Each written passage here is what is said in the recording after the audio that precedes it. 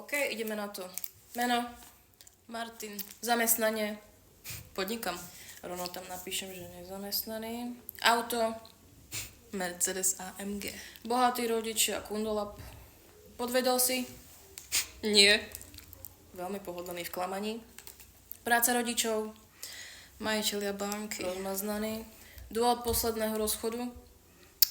Bola si málo vedomá toho, že som jediný človek na svete, ktorý dokáže skutočne milovať všetko, je to je chyba, nemala strčí aj tak dole si časom naspäť. Narcizmus, gaslighting, emocionálne týranie, manipulácia. Vzťah s mamou. Sme si dosť blízky.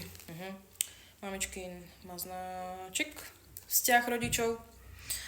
Myslím, že úplne v pohode. Nebývajú spolu, sem tam sa navštevujú, nakupujú si dáčeky, nechodia spolu na rande. Otec býva častejšie so sekretárkou a vždy navarené, vypraté, všetko spravené, pívko na stole. Výchove, hlavne ohľadom správania sa k ženám, možné poznačenie do budúcna, opakovanie sa v budúcich vzťahoch.